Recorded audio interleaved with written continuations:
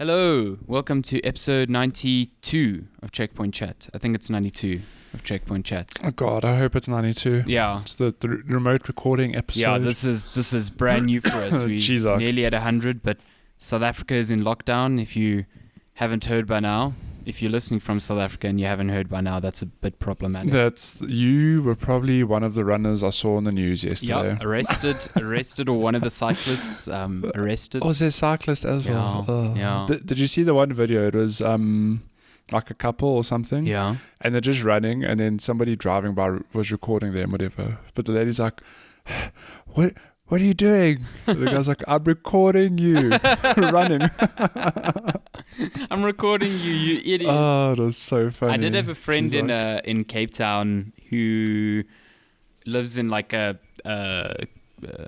building just with like flats and apartments, and he was recording someone who was out in the parking of their like area, just doing like little laps in the parking area. I was like, that's commitment, man. Yeah. Well, look, I've been thinking of doing the same thing because where are you going to run?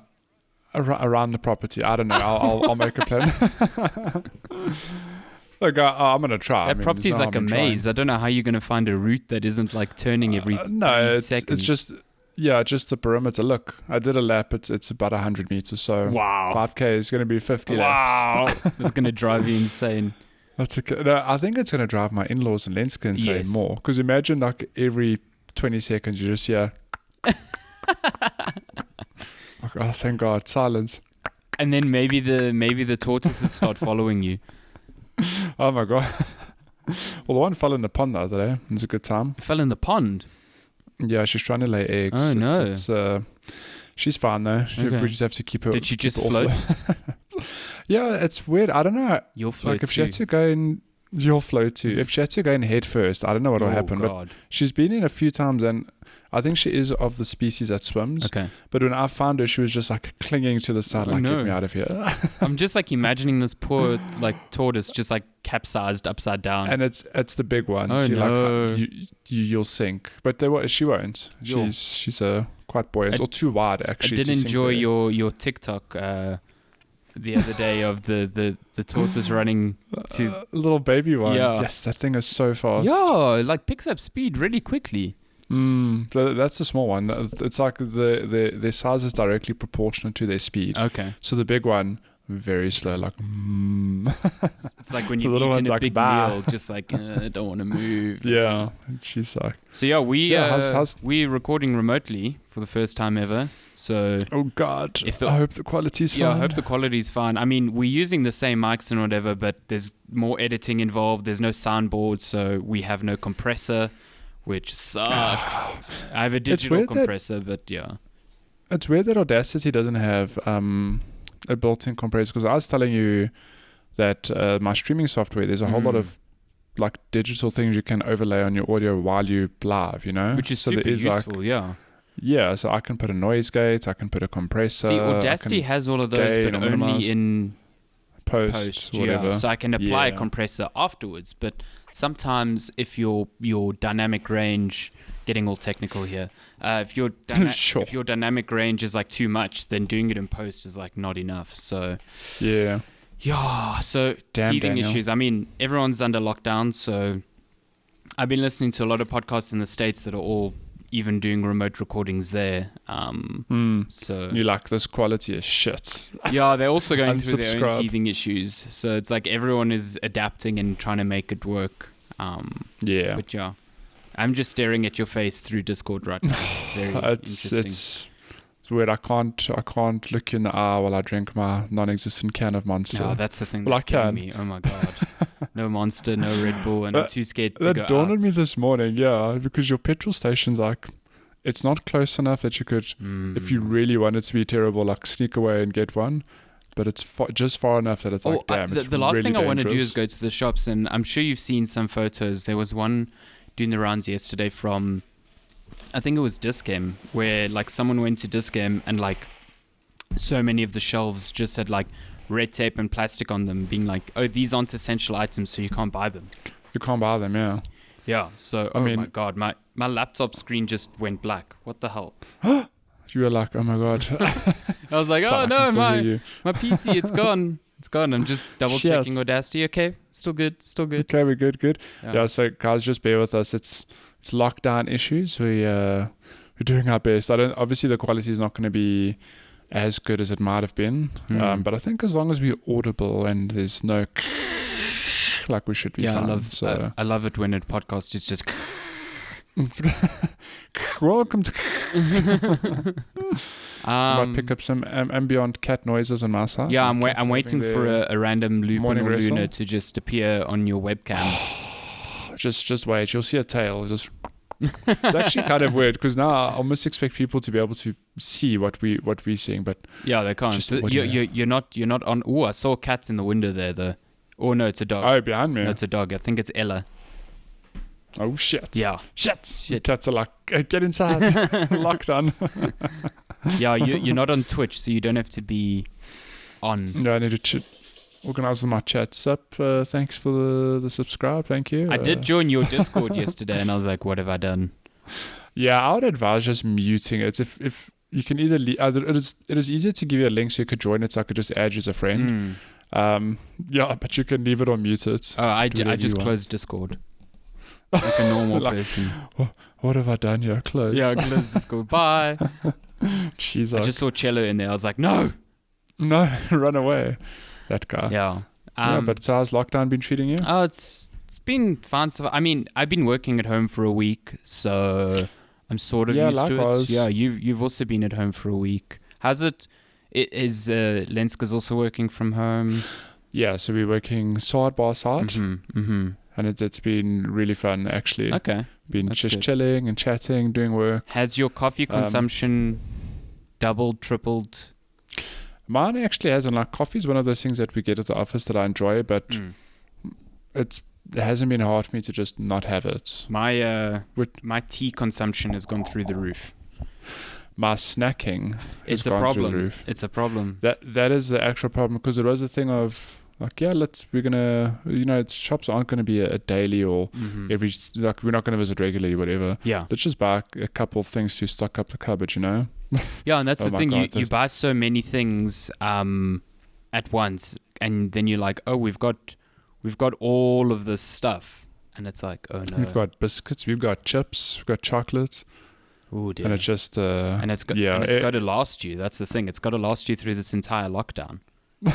No, well, the thing is, we can go get, but it's not ideal to go get. Like, people saying, it's not there's a difference between panic buying, like the apocalypse is coming. What if this is the apocalypse? You don't know.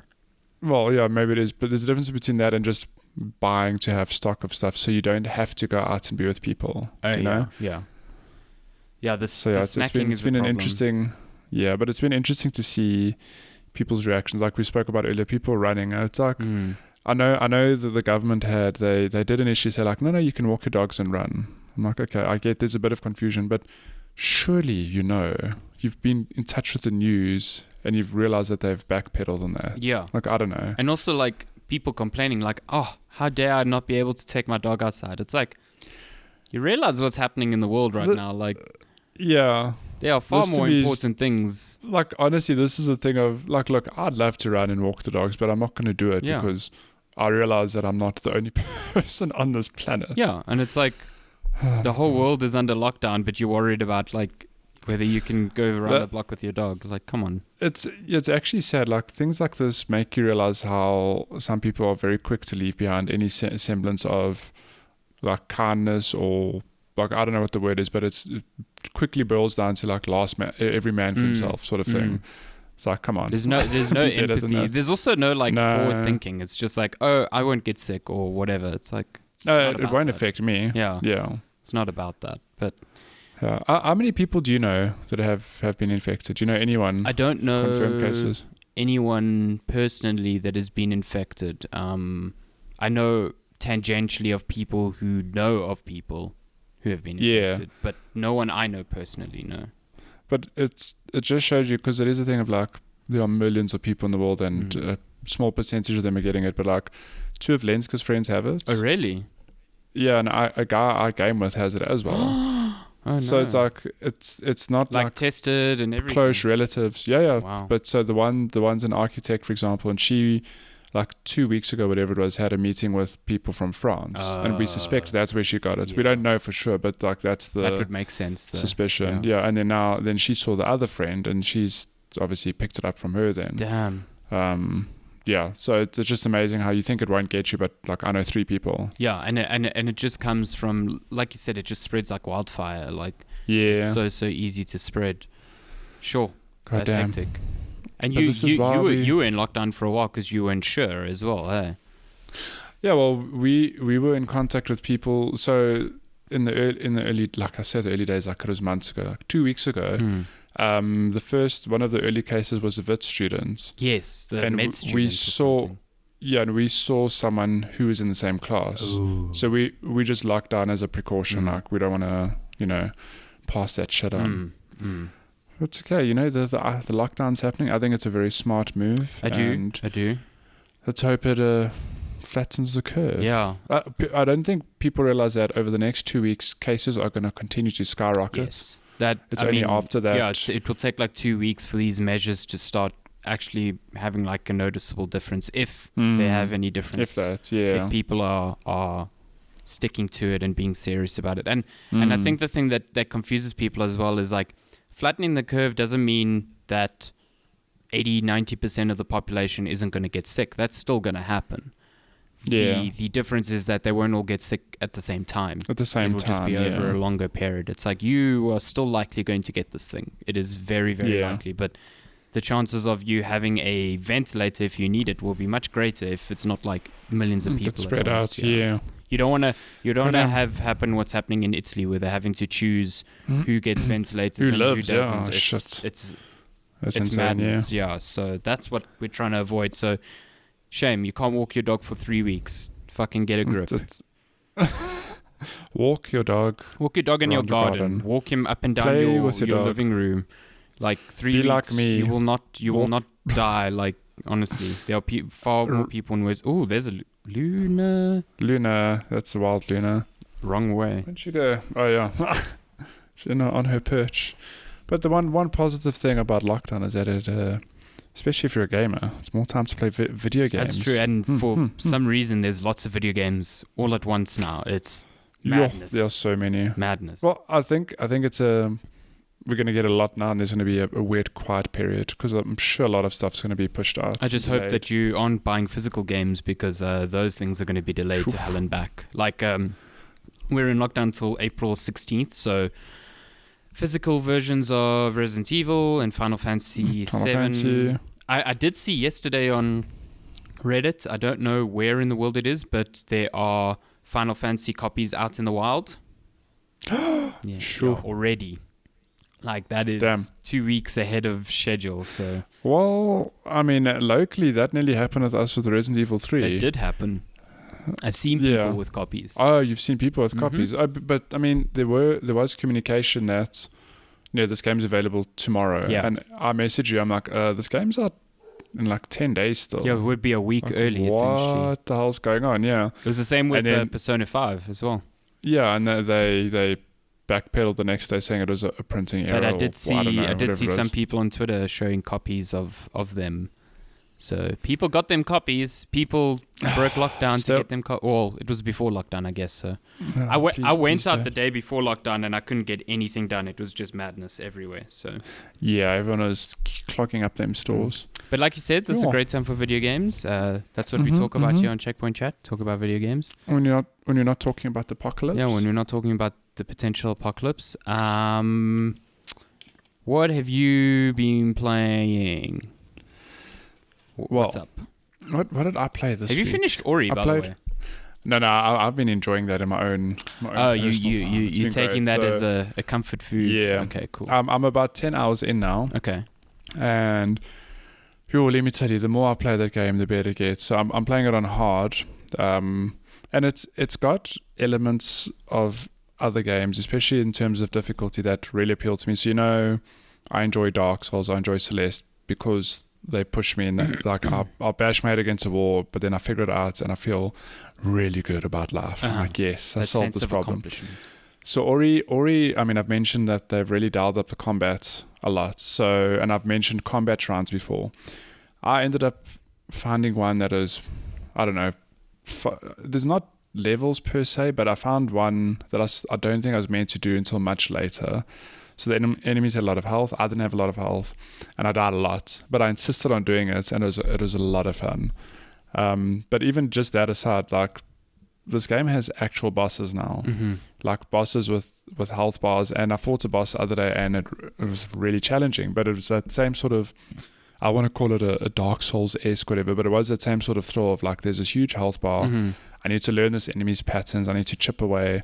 And it took me, I don't know, because I'm playing on hard, but a good 30, 45 minutes, maybe hectic. Longer to figure this boss out, and it was really, really Remind good. me, though. there were no bosses in Blind Forest, no, there were just those escape sequences. Yeah, there were escape sequences, but I don't recall any enemies with like health bars. No actual. Yeah, you just had your everyday enemies, but this Will of the Wisps is like, I still want to finish it before I do like a proper talk about it. But yeah, it's keeping me nice and busy, and I'm really enjoying it. So it's got boss battles, like, would you say akin to like a Hollow Knight, where you go somewhere and there's a boss? It's similar, yeah. That's it, yeah. And even, I mean, I'm sure there are optional bosses. I don't know if there are, but I've fought a couple of, campaign bosses, crucial to the story, whatever. And like, one of the, oh my god, my screen just went black. I was like, I don't know what's going on. What happened? Discord. So I don't know. Oh, I lost my train of thought. But point is that they've really, really, like, the platforming in Blind Forest was its strong points. Combat was sort of there, but not really the strongest focus. But in Will of the Wisps, they've obviously put a lot more time and energy into the combat side, and like, it shows through. But that being said, it's not only that. Like, every aspect of this game, it's, the more I play it, it's unreal how much love and detail has been put into this. And you're playing on PC, right? Yeah, with the Game Pass. And you're not having any issues anymore? I've had some. I figured out what it was though. Oh yeah. So every now and then I'd have weird video delay. Although I lie, the first week there was a lot of video delay. You're going to see a cattail walk past now. Here's Lupin. Get off here. Get out of here. No, so the first week I played, there was this weird video delay in that I told you, like, it just felt a bit sluggish at times. And that, for the most part, I don't know if that's been patched up, but I realized during the week that every time my wallpaper changed on my other screen, that led to that subtle delay. Interesting. And my wallpaper changes like every minute, I think, or every 30 seconds. I don't know what I have it to, probably every minute. Yeah. So I've since taken it off. But that is like the last thing I did before I stopped playing. So I will monitor and see. Interesting. But I did see this morning that they've released a new patch. I just haven't gone through the notes yet. But I imagine that if there is video stuff, that they'll address it. Yeah. That's what I've really been waiting for. I've been busy with other stuff, so I don't feel like I'm like waiting for a patch, but at the same time, I'm like waiting for it to be at a point where I can play it and not worry about those things as well. Because the moment Ori's working properly, you're going to put aside Bleeding Edge and Doom and Animal Crossing. I've had to put aside Bleeding Edge entirely. So Bleeding Edge is the new multiplayer game from Ninja Theory, who made Hellblade. Did they make DMC? Was it Ninja Theory? I think it was. I think it was. Yeah. Them. I could be wrong. Because I just can't find a match. I've tried 2 days in a row now. I haven't matched up with a single person. Not one match. I left it running as an experiment yesterday. So I downloaded it on PC because I thought, okay, maybe something's wrong with Xbox, which doesn't make sense because they run on the same multiplayer service. Anyway, whatever. Downloaded it on PC, started it up. Actually works, in my opinion, better with a mouse and keyboard because I did the tutorial and I was like, it's pretty good. And then I left it looking for a match, and I went away and played something else, and I came back 2 hours later. It was still searching.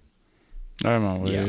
But then it's obviously, do you think it's I don't think it's a matchmaking thing, surely, because people have been playing Bleeding Edge. It's a local thing? I've been speaking to colleagues in America from GameSpot. They are having no issue with finding games. I then looked at the game's Reddit, and I found, coincidentally enough, I think it was about two other South African players on that Reddit complaining as well, saying we can't find games. And they also mentioned that during the open beta that happened like a month ago, that they had no issue finding games. So something is wrong. I don't know if there's like a ping threshold where it's like not looking for games. It must be a ping threshold, or it's lumping you into a South African server, but there aren't enough people to fill it. Exactly. Like, I don't know how likely that is. Not reaching out to like EU servers when it can't find a match or something. Yeah. Maybe that is a thing that they're just not connecting you to. Like, EU servers aren't ideal, but they certainly work for games like Apex or whatever, compared to not being able to play at all. Yeah. Like, it's so bizarre that it would work during the beta, which I thought was like way less popularized than the actual launch. So did you play during the beta? I played a match during the beta and I connected just fine. Okay. So, but yeah, the fact that I went into their Reddit and there were 2 other people complaining, the only people complaining about not finding matches were also South Africans. Because they basically said, can't find a match, and people were like, what region? And they're like, South Africa. I wonder, maybe there's a way to, I don't know, choose your region. I did look for that. I didn't see anything. So nothing. Because remember when Apex came out, a lot of people also had issues where they would connect to maybe like a Brazilian server or something ridiculous. Yes, and then you could access that server thing. Yeah, there's some weird trick of like you sit on the loading screen for a minute and then push the right stick in and then you can choose your server. Like imagine Bleeding Edge has something like that. Yeah, I really don't know. I've tweeted the official account. I left a bug report as well. It's just like right now, I would love to know if you are in South Africa and are able to play this game, because I could not find a single game. And it sucks because I've played the tutorial twice now, and it seems like it could be a fun game. Like it's a sort of like Overwatch style game, but with melee focused combat. So each of you've got attack and tank and healing characters, and some of them are ranged. So you've got this like variety of characters, each with their specific roles that you're kind of used to. But like having to actually get up and close to people and hit them. Like the poster child for the game is like this. They call him a graffiti samurai. He's got like this sword that has like graffiti cans attached to it, which make like streaks of color when you swipe your sword, which is pretty cool. And you move pretty quickly, so you can close the gap between enemies pretty fast, and you can stealth up and surprise attack them, but you also die really quickly. So you're the sort of you're like a ninja who needs to get in, get a few swipes in, use the shuriken to slow down pursuers, get away, regroup. It seems like it could be a really cool team-focused multiplayer game, even though it's only got 2 game modes at this time and 5 maps, which seems a bit small. Yeah, it's like a capture point mode, and one where it's like you capturing these like energy cells and then you have to bank them. Those are the only 2 modes. Okay. So, and there's no ranked play, there's no casual. It's just like you play online. That's it. So it seems like really bare bones at the moment, especially for a first-party Microsoft outing. It's odd. Like, it's real odd, even though it's got some cool ideas. Yeah. When was it announced? It was like E3 last year. Yeah, it was E3 last year. The year before? It was big because it was like, it's Ninja Theory's first game underneath Microsoft and whatever. And it was just like, this is It does seem like a much smaller scale project for them. Yeah, I was going to say it's either, because it feels like it was announced and it came out pretty soon. Yeah. So maybe it was either a smaller project, or they wanted something to fill the calendar this year just before the next gen of consoles. Yeah, so, because we already know Ninja Theory's working on Hellblade 2. It does seem like it was a smaller... It's almost like, because Microsoft bought Obsidian as well, and they're working on that like asymmetrical multiplayer game. What's it called? It looks Battle like Honey, I Shrunk the Kids almost. It's like it's not a battle royale. No. I'm speaking shit. But that's they've said that's a smaller team and that they're working on an RPG outside of that. So it's like, I don't know if Microsoft's just doing this to get people familiar with their new hardware as well, and then like next gen is when the big games from these big acquisitions start coming out. Yeah. Damn. But it sucks that you can't find any games. Yeah, But I don't know. That's like because I do kind of want to play it. So I've had to hand off that review, and in place of that, I'm doing what's it called? A Good Job, that new game that came out from Nintendo this week, surprisingly. Good job. Yeah, so there was that surprise Nintendo Direct. We'll chat about that later. And there was a game they called A Good Job, and it's being published by Nintendo, and it came out on the same day, and it looks pretty cool. So I'm busy playing that. Oh, but yeah. Okay. I haven't. So tell us about No, I haven't started it. When you can. Yeah. No. But I'm saying when you're ready. I've just realized looking at you, looks like you've got a giant moustache. It's because of the microphone. Because of the. Every time I'm just like, oh, hang on, it's not real. I'm just watching your microphone because your webcam is angled much higher, so I can actually see. Oh yeah. Yeah, because mine is like laptop. But I've your noticed that the nostrils. little light on your mic flashes from green to red every now and then. Oh really? Yeah. I was noticing mine doing that yesterday as well. I don't know when it does it or why it does it, but yeah. That's so weird. Wow, we didn't come out of this lockdown with this information we just never had before. Yeah, exactly. Who knew these microphones went red? You see, it just Good flashed Lord. a few times red there. I don't know why. I wonder if I peak or something. I don't know. Yeah, maybe it's got an internal compressor. Who knows? Who knows? So, what else you been playing? What else been playing? Last night I finally started Doom Eternal. Ooh. And it's funny because I loved Doom 2016. Who didn't? Like I played it. Yeah, who didn't actually? I think I played it, and I've told the story many times. When I first saw the trailer for Doom, like it didn't appeal to me at all. It was, I don't know, it felt very different from what I knew from Doom 3, which was very much a slow-paced, almost like survival horror. And Doom 3 was very different in that regard as well. Yeah. No, that's what I'm saying. You're saying it was like super dark, very slow, almost like methodic, you know? Yeah, the flashlight and everything. Yeah, and then they showed Doom, and I was like, it's very fast-paced, and it's like incredibly over-the-top gory, and it just didn't click with me.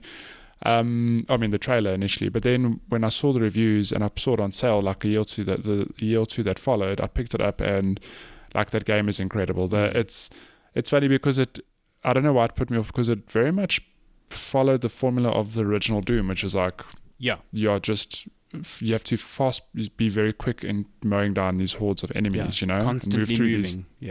Yeah. So there's that on a modern platform, and they did it so well that like they attached a proper story, like an actual campaign. They gave there's like this whole backstory that it's funny how when I think of Doom, it's literally like this dude just killing people. But now I was like, no, there's a whole backstory. So in Doom 2016, you're on Mars and you repelled an invasion from hell, essentially. This game picks up, I don't know how many years after, but now that invasion has made its way to Earth. So what's really cool about it just from the get-go is that you're no longer in these like, you're not longer on Mars, which is this very much this red palette like very of red and landscapes. industrial. Yeah, industrial laboratories. It got a bit samey. On Earth now. It really did. Yeah, and even I've played, the levels are long. I played the first 2 levels, I'd say, and they both were about an hour. Oh wow, 10 that's minutes much each. longer than the ones in 2016. It's funny because they made it's like a level, but they've got smaller levels like within them, if that makes sense. Okay. But there's no loading screens in this overall level. It's like this long chunk of a game. And even in those 2 alone, like there's aesthetically like ran through, I suppose, a convenience store, not a convenience store, like a clothing store, because there are mannequins in the window. I ran through like big buildings, like industrial buildings, like office buildings, for example, and it's a completely different aesthetic. Still very like dark and very red and orange, you know, like apocalyptic. Like if I look out my window now, you know, got this this palette going on. But it feels like the areas are a lot bigger. Like Doom 2016, obviously they built these arenas, like these little chunks of gameplay where it felt like an arena where you had to kill X amounts of enemies to progress. Yes. Okay. Not to say that the game didn't have that, but this one, it feels like the areas are a lot bigger. Feels like there's more breathing room, but that being said, you still have to be very, very precise with your shooting and your platforming. Okay. I actually started on the second hardest difficulty. Ultraviolet, and I think it's called. I can't remember what it's called. It's like Hurt Me Plenty. There's Nightmare, which is the hardest. Yeah, Nightmare's the hardest, and then it's Ultraviolet, I think. it's something. Yeah, it's the second hardest, and I chose it because I think you told me that people recommended you Yeah. take the difficulty you might have and then add one. Yeah, that's what I've been seeing people say, because that, according to a lot of people who've played the game, that's what gets you, like, forces you to use its new systems like very cohesively. So I started on that, but and this is me being a complete PC snob purely because this game is about being precise. And I've subsequently lowered the difficulty because I've reached one particular battle and I just couldn't get past it. On PS4, yeah. So I'm playing with controller, and the game works perfectly, runs perfectly. Having the controller is actually great because you've got shoulder buttons. There's no confusion with pushing the wrong button. Like a keyboard, I think it would be a bit overwhelming with so many different abilities. Whereas, on a controller, it just makes sense. You tap this, you push it, or whatever. But I've since lowered the difficulty. Maybe I just didn't give it enough time. Maybe I was tired. But I lowered the difficulty because it was that challenging. I was like, I just want to. Doom for me is like this power trip of, it's a power fantasy, I'm untouchable. And I hit this one encounter and I was just dying all the time. I was like, I'm actually not up for that. So I'm just going to lower the difficulty. So what are these new systems? Because I played a little bit of it at E3, but... Yeah, so I was actually going to get into that now. That it feels like there's a lot happening because I've done the first two... I've played like 2.5 hours, let's say. And they're still introducing... new mechanics. Certain systems. Yeah, like systems and mechanics. And it's like, it feels, it's not a tutorial in the sense, but there's still a lot going on. And it actually feels a bit overwhelming. Like, it made me think of, do you remember, what was the last Wolfenstein? Youngblood? Did you play any of that? The Youngblood was with the two daughters. Yeah, with the sisters. I played a little bit of it. But do you remember how that leveling was? Yes. It was like almost... leveling for the sake of leveling. Yes, yeah. It like RPG felt like, light. but it felt like there was way too many systems going on there. Yeah. It feels a bit like that, but it has been reined in a bit. So there's still a lot going on, and I'm still wrapping my head around it. But there's a lot happening, and it's still being introduced to me. So, for example. Same as Doom 2016, you've got your weapons, but you can modify them. Okay. Like that's easy enough to understand. So the shotgun, for example, I can choose a mod that I can shoot grenades from it, or I can turn it into like an auto shotty. I mean, auto shotty. Not an auto, like an auto shotty, like a machine gun, basically. A machine gun shotgun. For a limited time. Okay. So there are those systems, and within those mods, you can level them up further. So with the grenade shotgun, for example, I can put some points to making the cooldown quicker. Okay. Or, like those sort of perks. With the auto shotty, I can make the barrel spin up quicker. Okay. So there's less of a delay. So there's those sort of subtle improvements you can do on your weapons. But then thereafter, so in Doom Eternal now, you get a grenade and a shoulder-mounted flamethrower. Yes. So you can upgrade those as well. Okay. So it becomes a thing of, and it's a weird thing of, if I understand correctly, my health, armor, and ammo carrying capacity is somehow linked to leveling those up. Okay. So I know it's very weird. So with my flamethrower, for example, I can choose perks that, like it makes the cooldown shorter, it makes enemies stay lit for longer. Hell yeah. But for some reason, in upgrading those, my max health or armor or ammo carrying capacity goes up. So I don't quite get that connection, but that's how it works. And then just last night, just when I was finishing, you also get a thing called, like, the moment I started my level, it introduced another thing. It's like, okay, you also get like points for your suit. Mm-hmm. And there's a whole other like tree of upgrades for your suit now, of like loot will fly to you from further away. You can stay in hazardous environments for longer. Okay. So there's tons of these little subsystems happening on the side there. And I can understand how in a harder difficulty you have to pay a lot more attention to what you're doing. Mm-hmm. I don't know. I might bump the difficulty back up, but it's a point I'm trying to get to. So, like, systems aside, everything aside, like, the game is a lot of fun. And how do you juggle these systems? Because as far as I know, it's like certain things give you health and certain things give you ammo and... Yeah, so remember, I looked it up yesterday after, like just before I went to bed. Apparently the playtime of this game is 15 to 20 hours. Wow. Which is insane when you think it's, like, I don't want to say just a shooter, but traditionally, first-person shooters are like 8 hours, 10 hours. So this game has a lot of meat on it, and that me playing 2 hours is like I've barely scratched the surface. So I haven't really got to see I mean, I don't want to say I haven't got to see the benefits of my upgrades, but I haven't had to pause and think of like, shit, what am I going to do? You know? But in terms of the shooting and the performance and stuff, it's Doom 2016, but bigger and better. Like it's insane. And I woke up this morning thinking like, shit, I can't wait to play more. Like the gameplay loop is a lot of fun, and that you do a bit of exploration, you walk through, pick up a bit of lore, then you walk into an arena and there's a whole mob of enemies you have to kill before you can proceed. And like they've obviously put a lot, not now only, but they've just excel at putting together these arenas of, you've got to jump from ledge to ledge. There's certain health points, there's armor. You need to balance your health with enemies. And I mean, it doesn't forget certain systems from Doom 2016 in that the moments you can get the enemy to low health and they flash blue, and then you can go in for like a glory kill, which ups your health. Yeah, it gives you health. Yeah. And that loop is very necessary, especially when I was playing on the hardest difficulty, because you lose health very quickly.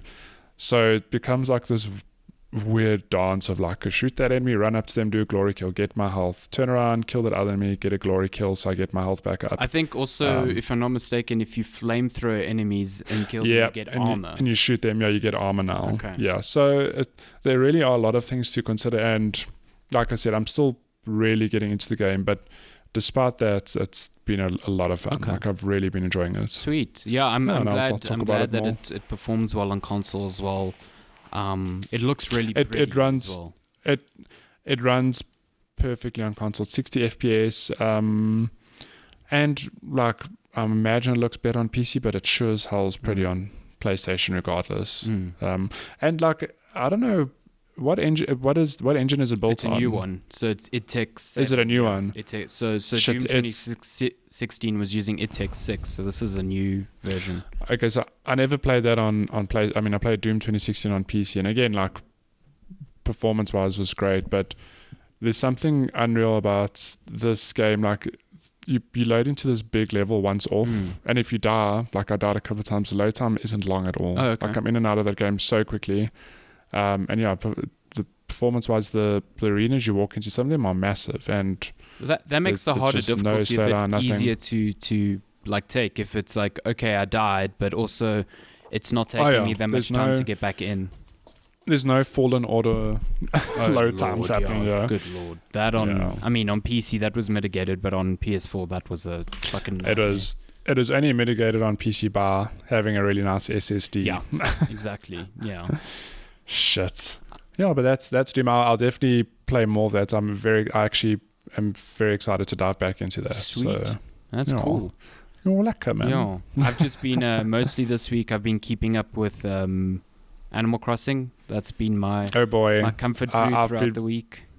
Yeah, I really threw myself into that. I'm a lot behind you and the rest of the people we've played with, because Animal Crossing relies on actual days laugh, unless you want to cheat and like start messing with your system clock. No, I'll never do that.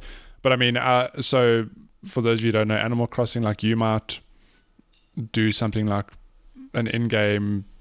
Well, what's the right word? Like you could build a house for a. You could build a house, and it will take a day to build. It takes a day to. Yeah, you can't like go to sleep in the game, wake up, and the house is built. So you almost hit like a bit of a cap at the end of each day. Yeah. 100%. And you can't proceed. So yeah, that's why I'm behind you guys, because I just didn't start the game as soon as it came out. Yeah, I feel like the first 2 days that I played New Horizons, it was like I was playing a lot every day because there was so much for me to do. And now, like every day since like during the week, I've played maybe 2 or 3 hours in the evening. And that's still a fair bit though. Yeah, no, and I've finished like what I wanted to do. I've farmed up some fish to sell. Like I've kept myself busy, but this definitely isn't a sort of game that I'd play for 8 hours a day, because there's just I think you'd burn out of it quickly because, like you said, you are time gated. I do need to start playing it at different times of the day because now that I'm understanding its systems more, I'm realizing that by not logging on periodically through the day, I'm missing certain species of fish and insects that only appear during the morning or in the afternoon or at dusk or whatever. So even though I'm making a lot of money by catching some of the fish at night, because you get I've caught like a whale shark and a great white shark, and those things. A whale shark. Those things sell for mad amounts. Shit. So I'm making good money there, but I'd like to catch other things as well. So yeah, I've played now I think 10 days straight. So every day I've got my museum. I've upgraded the the residence center. I've got how many? 5 villagers living on my island already. Nice. So yeah, I feel yesterday I just finished I've planted one of every type of fruit now. So I've actually we did a little bit of a meet and greet yesterday with some other people. It was quite fun. Yeah, we visited a friend's island, and I like that he had a tea set table set out for us, so we sat around the table. He had planned that down to a T. It was so cool. He had the table set out, and we at one point was like, "Hey guys, we all want to get together and just use these party poppers to take a photo, but let's all meet at the table." And everyone just went to the table and sat down. Yeah, and then he was like, "So how's everyone's week been?" And then we all gathered in his beautiful garden, this amazing curated garden, to blow these party poppers and take a photo. And then half of us got the button confused. So instead of blowing the party poppers, we picked his beautiful flowers. I 100% picked up some flowers. No regrets. I felt super bad about it. We destroyed his garden. They'll grow back. Yeah, they'll grow back. But yeah, flying onto that island showed me I'm still early days in this game because on my island I still have my tent, for example, and I've only who's the museum dude? Blathers. Yeah, Blathers, the owl. So I've only just given him my first 15 species. The game changes after that because you can start giving him multiple ones at a time. It is... thank God. Thank God, yeah, because I was getting so irritated by that shit. That being said, some of I really love the dialogue in the game. Yeah, it's been phenomenal. A lot of love and care put into, and a lot of, I don't know if anything's thumbsucked, but a lot of the in-game stuff, the creatures you catch are actual species. Yeah, there's not many made up things. Yeah, because then he starts as do you want to hear about that? I'm like, yeah, cool. And then he gives me this really insightful thing about this, and I'm like, oh shit, that's actually really interesting. Yeah, I love hearing from Blathers. I also appreciate how when a character is speaking softly, the text also goes smaller. It goes so small. And so whenever you give Blathers an insect, he's he hates insects. He's like, oh my God. Yeah. So it's so I'm still there, early days. I've only just given him that, and I had to wait because now the museum's obviously being built. Yeah, so you wait today, and then the museum is phenomenal. It is so cool because it's got multiple floors. It's multi-layered. You can see all your fossils and animals that you have there and learn more about them. It's such a cool thing to have on the island because any of your visitors can look at your museum and just bask in all the stuff you've gathered. It's so cool. I really like it. And I like you said, we did that meetup yesterday, and there were things that all the other players we were meeting up with had that I'd never seen even because all the stuff you get at the stores during the day are randomized. That's why I buy one of everything so I can buy them later and whatever. So it all depends on how the game serves as content to you, and it incentivizes you to meet with other players and swap and trade and stuff like that. So, well, my store yesterday had an electric scooter. Ooh, I've never seen that. So I bought it. I'm gonna buy this. I hope I can ride around the island. And it's come back. It's gonna be delivered. I'm like, oh man, I gotta wait a day. You gotta wait for Takealot to come. I gotta wait a whole day. Yeah, I gotta wait for Takealot. But it's cool because there are a lot of cosmetic items that's something I never realized, having never played an Animal Crossing. And I think it does incentivize you to be like, hey, I've seen this thing, do you want it? Yeah. Do you have a pink flamingo, for example? Maybe that's an early game item. I don't know. Pink flamingo, no. So I was busy shaking a tree for sticks the other day, and a pink flamingo fell out of it. So I was like, huh, that's cool. I got like, you know those what are they called? Esther Island heads. There's like rock. There's like, you know, those rock structures on the beach. The faces. yeah. I got one of those in my room. Hell yeah.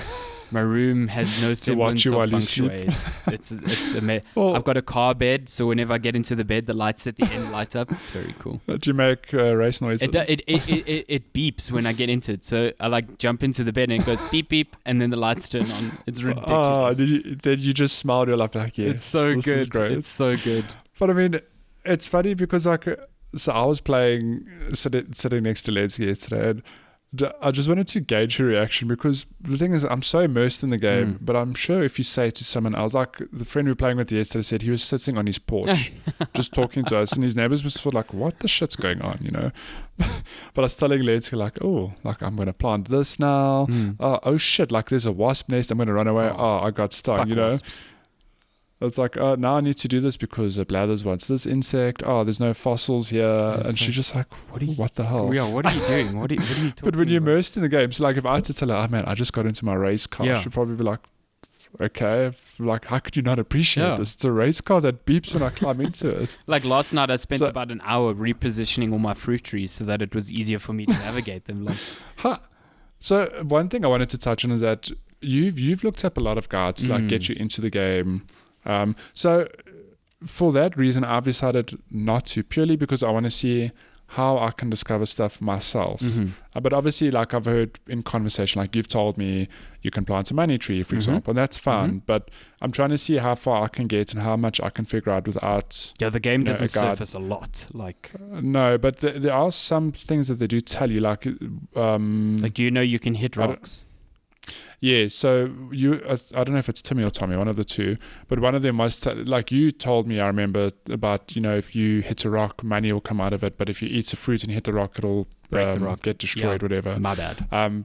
One of the no, that's fine, but what I'm getting is that one of the characters actually did tell me that as well in game. I was just chatting to them like, oh, did you know, like if you eat fruit, you'll have more energy and you might find different results from doing certain things. And I was like, oh, so it kind of implies that it might not outright tell you, but yeah, but there's a lot of subtle stuff in that game that you have to figure out yourself.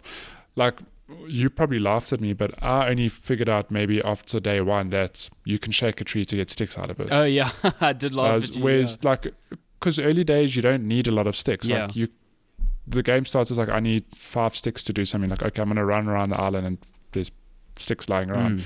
But when you reach a point you need to build like your fishing rod and your net and all of this, you do need a lot of sticks. And then it is a thing of, I'm just shaking a tree and I was like, well, what happens if I keep shaking it? It's like, sticks keep falling out of it. Like who would have? Yeah. And it's like your 2 different axes. You can use one axe to get wood from a tree that doesn't chop it down, or you can chop down a tree, and then you can use your spade to remove the stump so that it disappears. Or if you want to reposition a tree entirely, you eat a piece of fruit, you use your shovel, and then you pick up the entire tree out of the ground and you can replant it anyway, like immediately. So that's useful. That's amazing. So yeah, so there's a lot of little subtle stuff. Right now I'm just making an economy on fruit, because if I sell fruit that isn't native to my island, so my island, you get a lot of money. My island had apples, so that's why all the pears I got from friends yesterday and all the oranges, I've just planted them everywhere because I'm going to make bank now. I need to actually get apples from, because I don't have. I've got so many apples. You need to come to my island. One thing I am a bit disappointed about is that you can't visit an island randomly. The person has to be online. They have to be online, and they have to open the island to you. Yes. I thought it would be cool if, like, the fact that I have to open the island, I'm like, oh, like it's just it's not like a chore, but it's a thing of I have to go to the airport, open the gates. It would be cool if I'm just online, like, oh, Matty's online, let me just pop a visit quickly, hop over there. So I thought, initially I also thought this was really obtuse and dumb. Like I thought, oh, this is like kind of ridiculous that you need to go through all this effort. And then I thought about it, I'm like, I also don't want people to visit my island. It's sort of like your house. It's like you want people to come visit, but on your terms. On your terms. You don't want people you're doing your own thing at home and people just rock up at your door and like come in. So I feel like it's like yesterday I was repositioning a lot of things on my island just to look nice, and that would have been it was great that I could do that without worrying about someone just fucking randomly appearing on my island, you know. Hello. Yeah, hello, and just like digging holes and stealing my resources. You're like, oh man, I've got to make a meal. Exactly. Got to entertain them. It honestly does feel like that. It's like when someone's visiting your island, you're entertaining them. So, and I think there's systems in place where, it's so weird. So it pulls friend data from the Nintendo Switch's friend list. But then Animal Crossing has its own setting for best friends, even though the Nintendo Switch has a setting for best friends. It's best friends, but those two are separate, so that's weird. And as far as I know, if you are best friends on Animal Crossing, then you can do things to my island like terraforming when you eventually get that ability and stuff like that. So it gives you... You're basically saying, I trust you to not mess up my island, essentially. Well, I wanted to, when we were on our friend's island, there was something like a pole vaulter to the back of his island or whatever, and there was something buried there. I was like, oh, I want to, like, shit, this is here, I'm going to grab it. Like a fossil or something. A fossil. I was like, no, you can't use your shovel because you're not best friends with this person. Okay. So you can't steal his... So you can take his fruit, but you can't take his fossils and stuff. So I can fish, I can catch bugs, but I can't, like, destroy the island or move shit around. I think that's a fair compromise. Which is fair, You're like, okay, I trust these people. But I've seen people, like, even, I mean, friends, they're just shooting the shit, essentially. But, like, some people visiting their friends' islands and digging holes in every possible piece of sand on the island. Then you have to go around and recover it. Drive me insane. Well, will those ever... If I didn't recover them, will they ever recover themselves, or do I have to do it? As far as I know, no. Never. Yeah. I left things on the ground from one day to the next because I was like, I don't need this right now. I just need this fish, and it just stayed there forever. Like I could pick it up eventually. I know fruit will eventually go off. Like like you haven't seen the turnip lady yet, eh? No. So the turnip lady, she comes on, or the turnip. I don't know what animal she is now. I've forgotten. Turnip thing. But she comes on Sundays, early on Sundays, and you can buy turnips. What? Yeah. You can buy turnips from her for 100 bells a turnip. And then during the week, not on Sundays, during the week, Timmy and Tommy will offer you a price for turnips. So you need to choose a day where you can make the most profit. But you can't wait out the week, because if you get to the next Sunday and you haven't sold them, they spoil and then you've wasted money. So I made a mistake and forgot that they were 100 bells each. So Timmy and Tommy offered me 95 bells for each turnip. I was like, hell yeah. And then I realized, I was like, oh no, score. I just made a loss. But I've seen someone on Twitter where they offered like 600 bells per turnip. So they're just like times 6 their investment, essentially. Yeah. Shit. Yeah, the game's a lot of fun though. I'm looking forward to spending more time with it. I'm thoroughly enjoying it. I love and hate Tom Nook. He's just giving me my 3rd house loan. So what an asshole. He's like, hey, what better way to celebrate you paying off your house loan than taking out another house loan? For a bigger... So when that happens, you just get a bigger house. So basically it was like tent to house, and then house got bigger. So that's the one I've just paid off now. And now it's adding a second room to my house. So my loan has been... So I think the relocation one was like 5,000 miles, because you could pay the first one. Then it was 98,000 bells for the house. Then it was 198 for a bigger house. And now it's 365,000 for an extra room. Jeez, it's exponential. Tom Nook is evil. He's a crook. At least he doesn't charge interest, but he's evil. He doesn't. Yeah, he is evil though. Yeah, he's going to send Timmy and Tommy to come break your knees. To break your kneecaps, but they're so sweet. You're going to boot up the game one day, and it's just going to be like a first-person view of you in your bed, and just Timmy and Tommy are above you, and like, you haven't paid your loan yet. You haven't paid. You know how raccoons got these black eyes? We'll show you. Oh my gosh, we'll show you. The thing is, are they actually raccoons? They look like raccoons. I know. They do look like raccoons, but it's funny because in my head... I'm Googling this right now. So I know a lot of animals in Animal Crossing. They obviously... A lot of people in Animal Crossing are inspired by the animals, but they're just like weird colors. So yeah, I've got like a green horse on mine. Exactly, yeah. I think they modeled after raccoons, but they're not the same color at all. They're like brown. And my head, raccoons are generally grey or black, like black and grey. Yeah. Let me see here. Raccoons. This is a matter of importance. Oh, so Tom Nook is based on the Tanuki, the raccoon dog. Oh, Tanuki. There we go. Okay. It's like that That suit makes that more Mario, sense. Mario has, yeah. Yeah, species a Tanuki. Occupation, businessman, estate agent. You do realize that's why his name is Tom Nook. Yeah, Tom Tanuki. It's Tanuki. Oh, that's amazing. I just had Who knew? I just had Isabella join my island, so she's pretty cool. Yeah. I can report my villagers to her. I can be like, I don't like this person, and she'll like vote them off my island. Wow, like Survivor. Yeah, essentially like Survivor. It's I'm just there's been a lot of Animal Crossing games. The first one came out in 2001 on this is weird.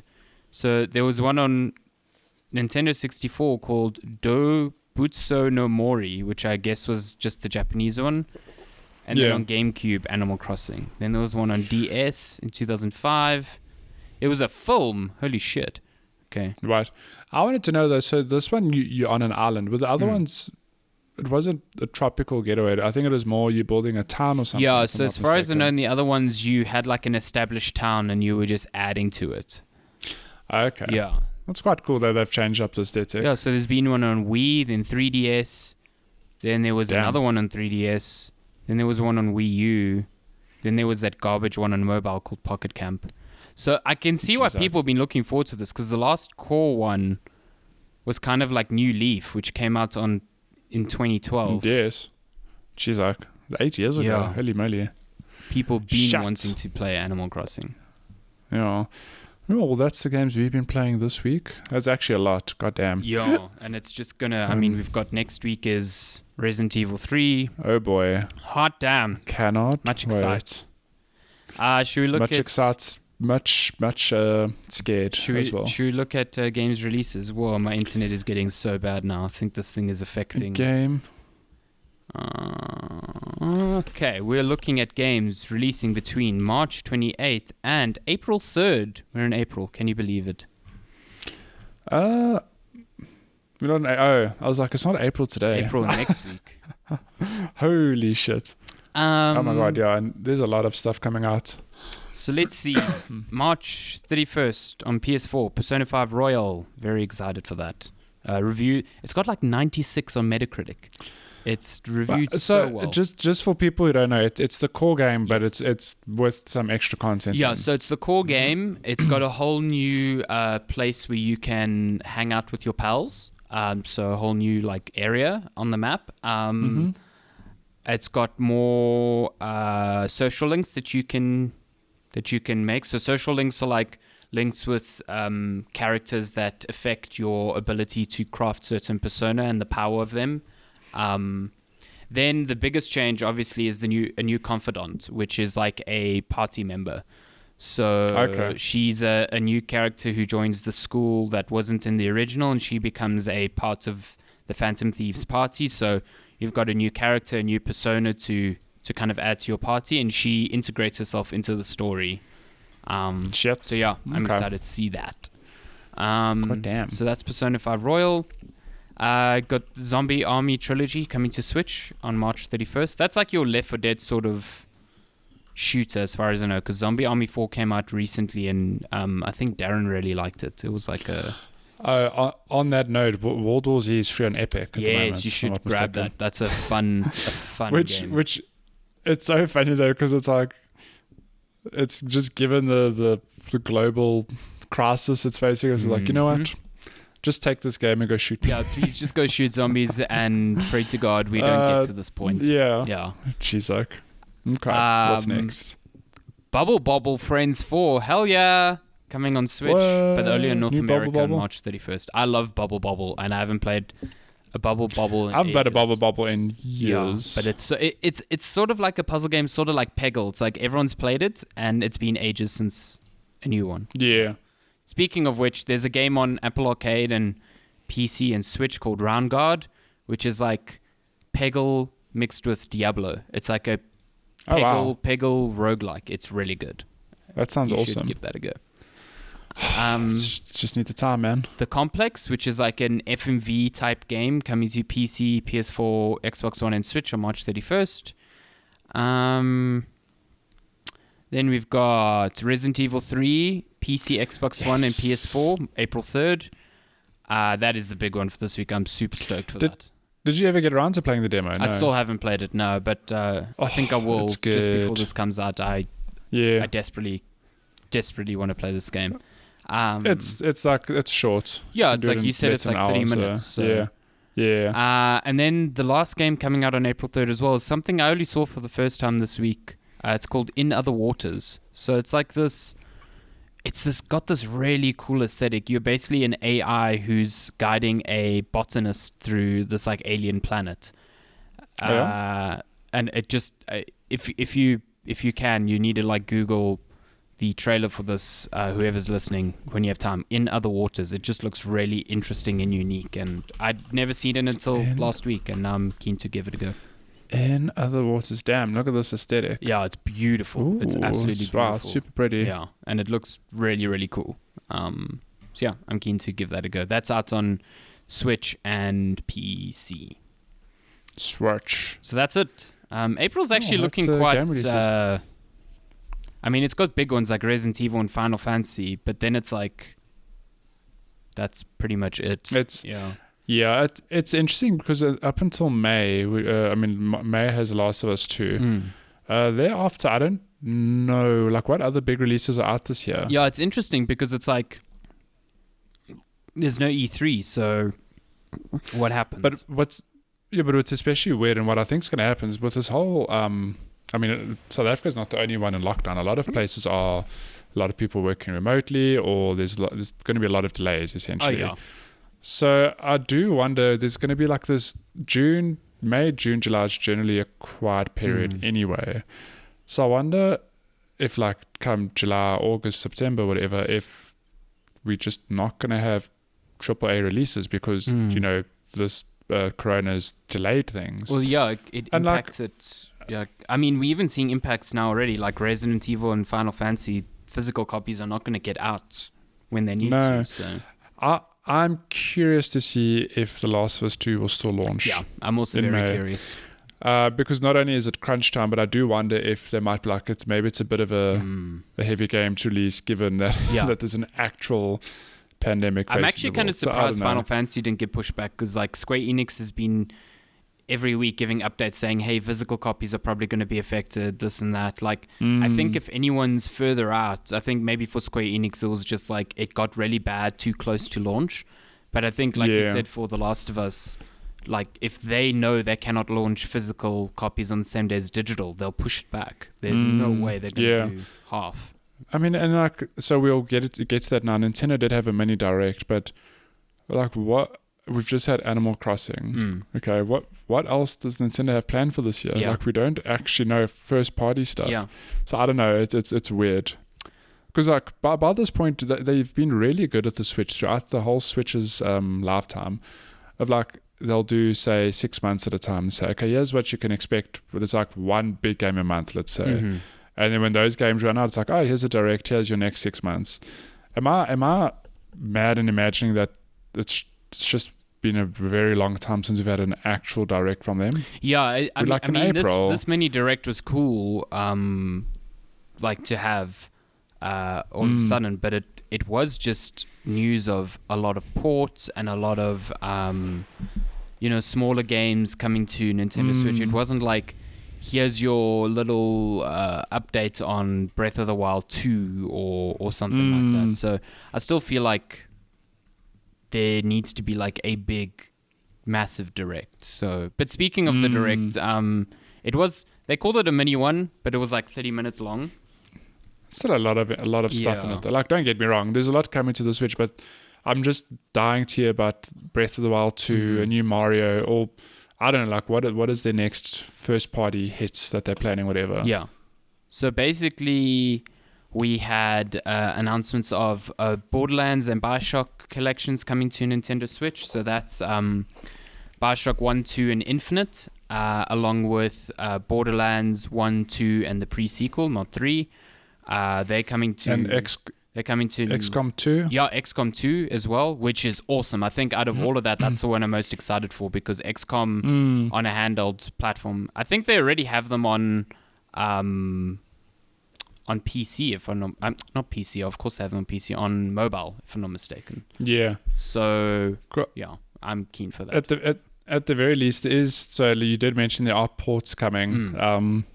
One of which is an actual Nintendo title, Xenoblade Chronicles, is getting a definitive edition. Yeah, that was a previous. It was a 3DS game. Yeah, was it a 3DS but it's Xenoblade. What is the previous one? Was this the one on the 3DS? I don't know. Xenoblade Chronicles. Because there was Chronicles X, which was on Wii U, I think. Mm-hmm. So this one originally came out on the Wii, and then was ported to it's coming 3DS, to Switch. Yeah, and now it's coming to Switch. Oh, it is ported to 3DS. Okay, I'm curious to play it. I mean, I've never played Xenoblade, and if it's I think in my head it's almost like a Monster Hunter-esque thing, not quite the same in terms of like looting or whatever, but that big open world with that sort of combat. No, I've never played a Xenoblade Chronicles, so I could be wrong. English voice acting sucked though in that trailer. Holy shit, it was so cringy. Good lord, it was so bad. That just left a bad taste in my mouth when I watched it. I was like, this seems wrong, but so that's coming. Marvel Ultimate Alliance 3 is getting a final DLC, I think. Yeah, it's getting some DLC. That game was fun. I think I played it, I enjoyed it. It's still getting some love, which is cool. Speaking of DLC, Smash Ultimate's next DLC fighter is being properly revealed in June, but we know that it's going to be a character from ARMS. Remember ARMS? Oh, yes. I actually enjoyed ARMS. Like, people give that game shit, but that game was fun. That game was really, really fun. Like, when it launched and everyone was playing online, I was addicted to that. Like, I thoroughly enjoyed playing that game online. So, yeah. Oh, I speak shit. Bravely Default 2 has also got a release date. And a demo, if I'm not mistaken. And a demo, yeah. I've never played a Bravely Default either. Nor yeah. I think it's a weird name, but I've never played one. Bravely Default. And then there's a whole lot of Star Wars games. Yeah, there was like a montage of big games. So, we've got let's see. So montage that featured Trials of Mana, which is coming out on April 24th. A game called Fuser, which is the new Harmonix game. It's like that. There was a trailer for it a few weeks back. It's like Drop Mix and Guitar Hero, like kind of getting back together, sort of thing. Yeah. So that's coming later this year. Elder Scrolls Blades, which was the mobile-only game, coming later this year. Burnout Paradise Remastered coming later this year. That's cool. Saints Row 4 Re-Elected, which is out now. Minecraft Dungeons. Minecraft Dungeons, that's cool. Yeah, that looks pretty cool. That's out later this year, and I'm keen to actually give that a go.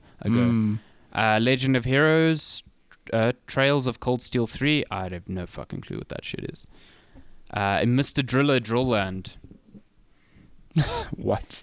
And then there was Star Wars Jedi Academy, which is... So they brought Jedi Academy 2 already to Switch, which was it's the Kyle Katarn really cool game. Jedi Academy 1 is where you create a character and you're part of the now non-canonical Luke Skywalker's Jedi Academy.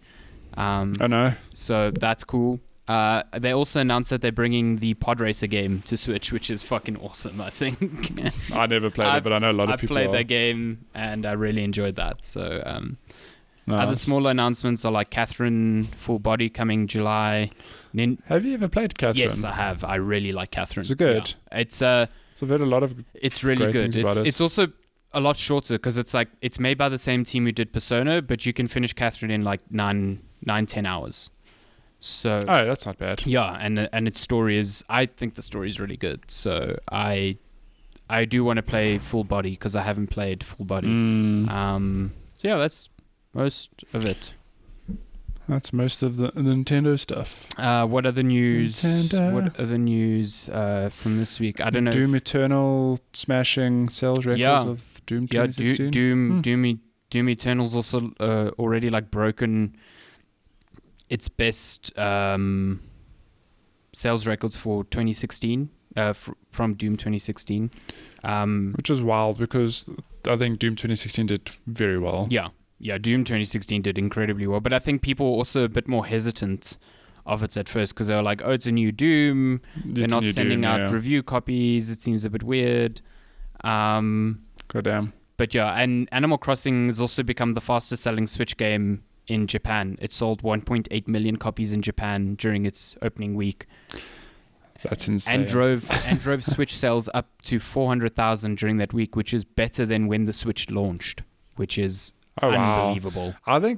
I know locally the console sales locally have skyrocketed because people are buckling up for that lockdown. Which is weird when you think about it. It's like people are buying this portable console for a time when they're not going to be leaving home. But that's what I was talking to. I was thinking it was John, Michael, and other people. It's funny because, like you said, Switch is portable. Mm-hmm. You know, and it's compared to, like, you can get an Xbox One for what, like 2,999, 3,999, let's say. Yeah, run like about $3,000 or $4,000. Yeah. And then a Switch, I mean, unless you're buying the Switch Lights, if you want the dockable Switch, that's also like $6,000-7,000, I think even more. But people are choosing the latter, which is just interesting. Yeah, I think it just shows you the draw of the Switch. Like, it's not just like the fact that you can take it anywhere. It's like this all-encompassing console that supports like games that are like your big marquee titles like Zelda and stuff, but then also more party-focused games. You've also got people thinking about like Ring Fit Adventures, suddenly this hot title. That also, lockdown, yeah. People are like, well, I can't run, do exercise, I'm going to get Ring Fit. And that also, as part of the Direct, got a big update, a free update, which adds a whole rhythm mode. So you can do like exercise to music. It almost looks like exercise with Guitar Hero, and it's got a library of Nintendo music from Splatoon to Mario Odyssey to Breath of the Wild, which is weird because there's like hardly any music in that game. Wait, how do you exercise to Breath of the Wild? It's like the moment this piano note drops, there's like one piano note squeeze your ring every 5 minutes. Yeah, like, bing. Guys, this is been a hell of a workout. Oh my god. Splatoon is a fucking cool one because that soundtrack is so good. Shit, that's funny. Other news: Sony, in a statement to Bloomberg, said that there probably won't be a delay for the PlayStation 5 later this year. The company is expected to have slashed profits, but doesn't expect the coronavirus to have any effect on them being able to launch their next-gen consoles. So their statement reads, although no issues have emerged so far, Sony is carefully monitoring the risk of delays in production schedules for game software titles at both its first-party studios and partner studios, primarily in the Europe and the US. So just as we were saying about delays for first-party games, that seems like they are definitely looking at the possibility of that. Yeah. Goddamn. So, yeah. Yeah. I don't know. That with the consoles coming out, I do think that it's kind of hard to predict. I think it's too early for them to say it's not going to be affected. Yeah. Like, I also think it's a bit early. This shit is being... I'm sure they're saying that now too because people are asking and they're wondering. But like, I think them and Microsoft do not know, like anyone else, do not know how long this thing's going to last and how severe it's going to get. So yeah, I don't think you can look at that statement today and say, yep, cool, we're definitely getting next-gen consoles this year. Like, I agree. We do not know. We'll see. Let's just see what happens, I suppose. But on PlayStation, PS Plus games for April. Oh yeah, do you have the Uncharted 4 and Dirt Rally 2. Ooh, those are two fire games, like two really good games. So it's funny because remember, I think I told you last week I haven't played a rally game in the longest time. So you're like, I got you. Here you go, have some Dirt Rally 2. And I think we were chatting about this last time. It's the more simulation-focused one. Dirt Rally 2 is like very sim-heavy, so that's pretty cool. And then Uncharted 4, simulating Nathan Drake being a murderous asshole. Real life. Yeah. Yo! Look, Uncharted 4, really, really good game. If you haven't played it, it's 100% worth grabbing. Phenomenal game. A very, very slow burn start that like eventually blossoms into like this incredible adventure. By the end of the game, I was like, damn, this game was it's definitely made for people who have been with the series because it confronts a lot of the series history, so it's very difficult to recommend if you haven't played the other Uncharted games. But what a game. Like Uncharted 4 is still up there with some of the best games this generation, I think. So yeah, that's cool. Just in time for Last of Us 2. I don't know. Well, one other thing worth mentioning, Half-Life Alyx dropped this week. got stellar reviews, which is like, absolutely okay, great reviews. where am I going to get my VR set from now? What am I going to buy? That's another thing that's sold out everywhere is just VR sets everywhere. And it's weird because this is like the first, I feel like this is the first big VR game where it's like people actually want to go out and get a VR headset specifically for this game. But it supports so many different ones, and so many different ones have like caveats and pros. It's really not as, VR is not as accessible yet as people think it is, even when you've got things like the Quest out and stuff like that. So, I mean, the Quest is like this whole promise of, oh, hook it up to your PC and you can play more powerful games. But I know people have had like major issues trying to get that shit to work. So, yeah. I'm just still that Valve they've done magic again. Like for the first time in a very long time. And I hope it's a sign of, well, I hope it's not a wake-up call, because I mean, Valve will survive whether they make games or not. You know, they've got Steam. Yeah. They're printing money like left, right, and center. Yeah. But I just hope it makes them realize like they make good games. Not your Artifact, but they make good games, and it would really be awesome if they continue to make. Speaking of Artifact, games, there was a report going around earlier this week that Valve is basically working on. It wasn't a report; it was from an interview with Gabe Newell, actually, where he said that they were kind of surprised at the negative reaction to Artifact, and that they're working on an update so large that they're internally calling it like Artifact 2. Oh wow! Yeah. Okay. I guess without Richard Garfield, who's just like, fuck this, I'm out. Peace out. Oh, but I don't know. Any other news? Nothing that really piques my interest. I think last week was the big thing with all the console news. So this week feels a bit slower in comparison. Okay, shall we get? Oh, there was something else. Epic Games signed a publishing deal with 3 very, very big developers. So you've got Gen Design, who is, the studio behind Eco and Shadow of the Colossus and Last Guardian. Then they signed a deal with Remedy and Playdead Studios, who made Inside and Limbo. So basically, Remedy already said they're working on 2 projects, one big live service game and then a smaller one that is set within that same universe. Gen Design and Playdead haven't said what they're working on yet, but basically Epic Games is becoming a publisher now as well. So they will be published by Epic. And what's interesting is that Epic kind of detailed the contracts they made with them, which is kind of weird considering other publishers don't really do that. So Epic is funding the games 100% and then giving the developers a 50-50 split on profits, which seems too good to be true. So but it kind of like goats other developers to like contact Epic and be like, hey, do you want to make a deal? Yeah, like sup. Yeah, we're gonna publish. Also, Gen Design not being on a Sony platform exclusively for like the first time ever. It's ever, yeah. Shit, what a time to be alive. Yep. Good times. Okay, that's news. Questions. If you want to send us questions, you can email us at checkpointchatpodcast@gmail.com. You can also message us on all social platforms at Checkpoint Chat on Twitter and Instagram and Facebook. And you can follow Matty on Twitch TV. Send me questions in my chat. Twitch TV /Aries, isn't it?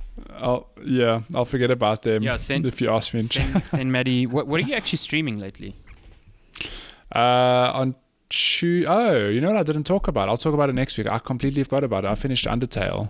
Oh, Undertale. Did you finish it? Yeah, I finished it. But so I finished playing it. You finished playing your first run, you mean? My first run, yeah. But then Chilla told me the ending I chose, I can pick up there, make a choice, and there's like another 2 hours of gameplay. Oh, hectic. Yeah, so I'm going to do that. I actually completely forgot about that. What a great game. Okay. I'll talk about that next week. I'm excited to hear more about that. Yeah, now the coming week I'll probably stream Doom. I want to maybe do some Doom and maybe some more Undertale. Heavy metal music. We'll see. No. The problem with Doom is that like I'm happy to stream it, but then there are moments where there's like these lore dumps where you pick up these pieces of lore, and I do like to sit and read them. And some of them have actually been quite long. I'm like, oh, okay, but we'll see. Learn it to speed read. I got to speed read, man. Okay. Question. So you guys might have noticed I did not put out a tweet or anything this week How dare you? because we have questions from last week that we just never got to. Oh, And we've got more than enough. That's right. Yeah, there were a lot of ones from Migs that we weren't able to get to. Who's titled his emails Checkpoint Crossing. Okay, so question 1. Are there any games that are marked as great and excellent games that you simply can't get into? In my case, there are 2. God of War 2018, despite enjoying the voice acts of Kratos, it's not enough to continue my interest in storyline and gameplay. Plus, I find Kratos Jr. to be annoying. And Spider-Man. I never played a Spider-Man game before this one, yet this simply does not engage me. I do love how the devs start the game. I find it comical that you can let Spider-Man drop almost to the ground and the game waits for you to do a button press as an afterthought. I don't recall any Insomniac game I actually enjoyed and or played for more than 20 minutes.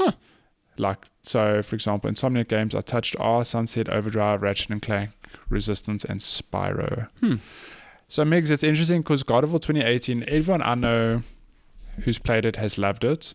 Except for shocker, John Michael. Oh, really? I lent him the copy, and it just never grabbed him. But having played, so the thing is, he's very much someone who enjoys the FromSoft games, Dark Souls, Bloodborne, Sekiro. So I couldn't quite understand, but having played those games, I can understand where he's coming from, in that the combat in God of War is good, but maybe it's not that sort of combat he's looking for. It's much looser. So it's looser, yeah.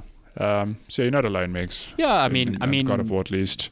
Big games like this are highly revered and whatever, but it doesn't mean, I don't think any game is universal, at all. I mean, one of my other colleagues started The Last of Us 1 again. He said he tried it back in the day, just never hooked him. And during the lockdown, he's like, "Oh, let me try again because Last of Us 2 is coming out." And he said he just can't get into it. It just doesn't grab him at all. It's not enjoyable. I actually know quite a few people who can't get into Naughty Dog games at all. I know a few people who just don't vibe with Uncharted at all. And I don't get it because I think they are such cinematic, awesome games. But I understand the perspective of I feel like I'm just playing an interactive movie. Yeah. In terms of my own personal ones, I think the easiest example I have is just Skyrim.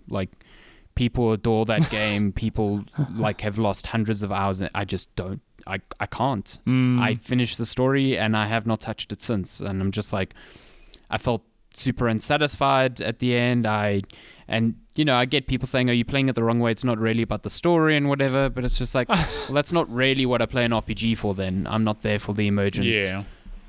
I would any day play a Witcher 3 over a Skyrim, put it that way. Skyrim, yeah. Okay, nothing comes to mind for me, to be honest. I think I can be very critical of games, but there's very little, or there's very... God, can I just learn to speak English again? Nothing comes to mind in terms of AAA titles or these lauded games that I haven't enjoyed. I think in terms of... That's what I'm trying to say, is that I'm a very easygoing gamer. I can be critical, but I'm very easygoing generally. I'll enjoy most games I play. There's very little out there that I hate. But then again, I curate my games to hell and back. I mean, I don't think it's hating. I think it's also like Burnout Paradise. It just doesn't gel, Burnout Paradise, I think, is fine. But the way people go on about it as the best Burnout, I just don't agree with it. I think Revenge was a lot better. So it's yay, we're getting Burnout Paradise on Switch, and it's oh man, I really wish it was Revenge. So stuff like that. It's I don't know. Yeah. Well, whatever. Yeah, whatever. Whatever. Next question. Matthew, is your mother back from her pilgrimage trip of Portugal? Oh my God. Yes, she has been back since September. Meu Deus. Been a long time. Meu Deus. Next question. Have you ever upgraded the hard drive of a PS4 or you went the lazy route and added an external storage? I did external. Fuck that shit. I've never struggled with space really? on my PlayStation. I've got a 500 gig. Yeah, but if I'm not playing something, I uninstall it. Especially... Well, I just thought externals were the norm. I really thought you had an external connected. No, I mean, look, because PS4 games, minus Red Dead Redemption and Call of Duty, the games are, say, anywhere from 10 to 60 gigs, for argument's sake. With the 500 gig hard drive, which is technically 400 gigs of free space, I can keep 8 to 9 Go download games at any given time. Casual 100 gigs. No.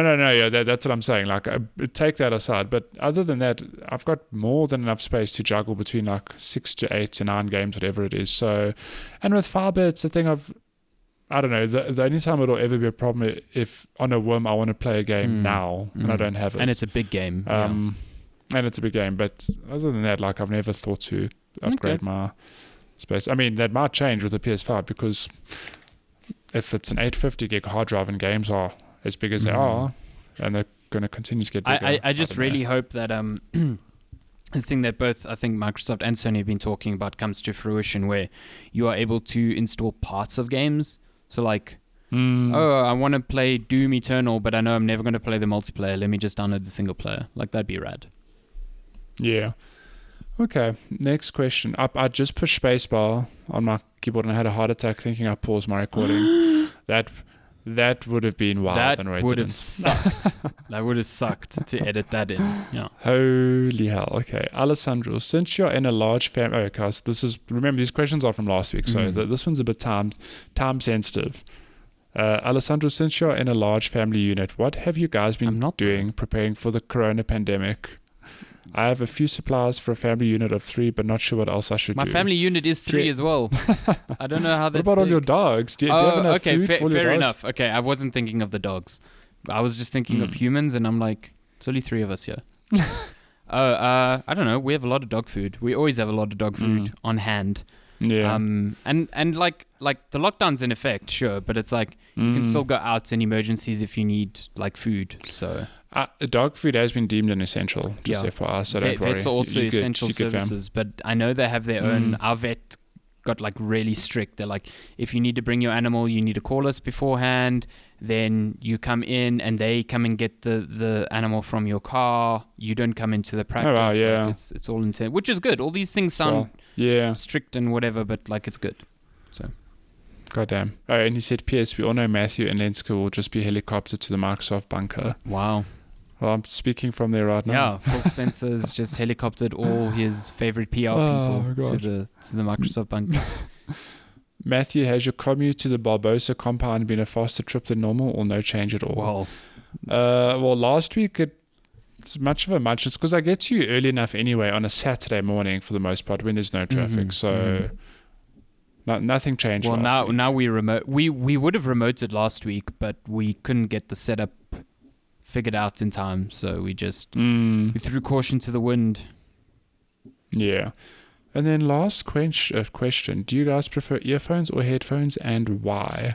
If I'm working at a desk, depends, headphones. Headphones, but like likewise. I recently got a pair of AirPod Pros, and those things are the first like earphones that I can wear like throughout the entire day because they are so comfortable.